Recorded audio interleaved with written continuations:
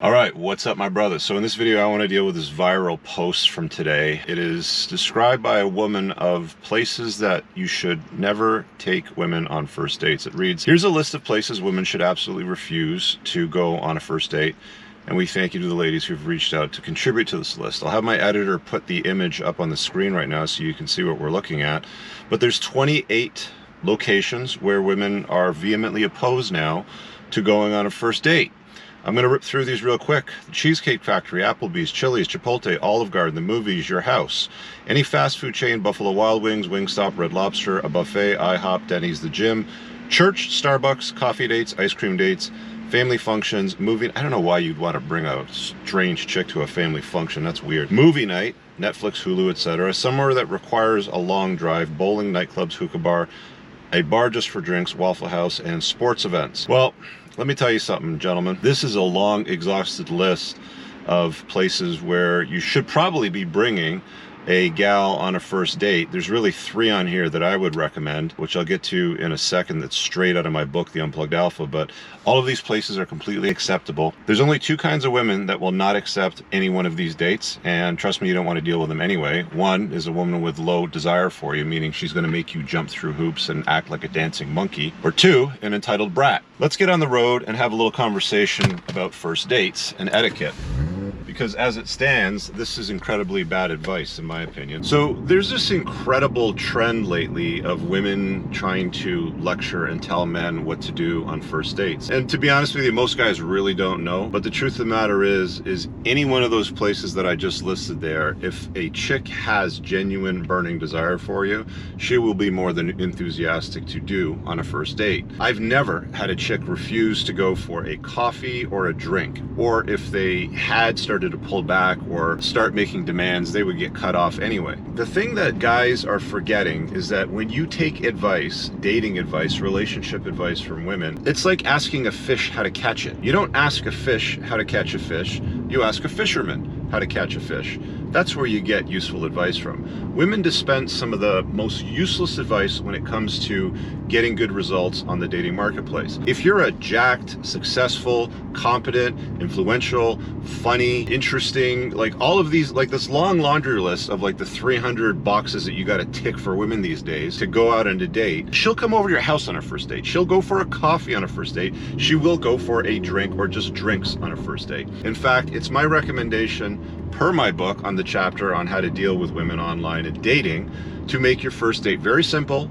It's 1 hour and it's a drink and it's a sniff test. It doesn't need to be $200 or $300 or $400, which seems to be like the ongoing trend that women are using today. It's almost like it's a test. Like if he's not willing to spend $300 on me on a first date, then he ain't worth my time, girl. And I can just do better. And I need da-da-da-da-da. And it's like, good, go. Fuck off. I don't care. And neither should you. You should not be yielding to the absurd and ridiculous demands that women are making today of men when it comes to going out with them, taking them out and having a good time. There used to be a time where women were very, like in my 20s, I could be on my phone, call them up, they would answer and be like, hey, I'm going to pick you up at 8 o'clock. I'll bring the spare helmet, wear something that's suitable for a motorcycle. We're going for a coffee. Right? I don't know how this got switched around and flipped upside down on its head, probably due to simps, simping and throwing away free attention and validation to very average women that's overinflated their egos now and they think that they are 10s when they're really 5s or 6s. This is the reality of the sexual marketplace, guys. You're going to have a lot of these entitled, bratty, low desire women that are really just thinking that they're worth a 10 and they're just going to entertain and use you as a dancing monkey to validate and provide them with unnecessary attention, which they truthfully don't deserve at the end of the day. Gentlemen, like I said, a drink is completely acceptable and all it's required. You want to see what she's made of, right? You don't want to waste a lot of time because honestly, the women that you're going to deal with in the West aren't that great. Just calling it like it is, gentlemen. The women you're dealing with in the West are not top shelf women. You're going to have to dig through a lot of dirt to find gold, and most of them will be a waste of your time. In fact, I've dealt with guys where I've set them up in such a way where they'll set up like their Sunday, for example. They've got a very busy week. They download the apps, they do a couple matches, chat, exchange numbers, and they'll do a back-to-back on a Sunday. They got a 1 o'clock, they got a 2:30, they got a 4 o'clock, and it's like they'll do it all in the same area, and they'll have 3 different girls lined up for an hour coffee date with a half-hour break in between, moving to different venues, so he's going to different locations, so it's the most efficient use of his time. This is how guys are using dating today, and it's just drinks or just coffee. Trust me, they're not taking all of these gals out on a $400 dinner or a lunch or some bullshit like that. It's more than sufficient just to grab a drink. A coffee is fine. There's a park across the road. Let's go for a stroll. You want to see what she looks like standing up. You don't want her hiding behind some stuff. You want to see what she's made of. You know, you want to see if she's athletic, if she's got the ability to move, what she looks like when she's moving, you know? I don't think that sitting behind a dinner table and ordering food is really a good use of your time. 1, 2, it's going to cost you a load of money, and 3, you're probably going to get stuck for the most part, because most women aren't even worth second or third dates. Sitting across from a chick for a few hours, spending a vast fortune on her, and she's not even worth your time, anything over a long-term basis. So gents, I know that you've spent a lot of time in this space, and you've probably seen some version of this. You may have even yielded to some version of this where a gal's like, well, you have to do this, that, and the other thing. No, you're the one that sets the dates.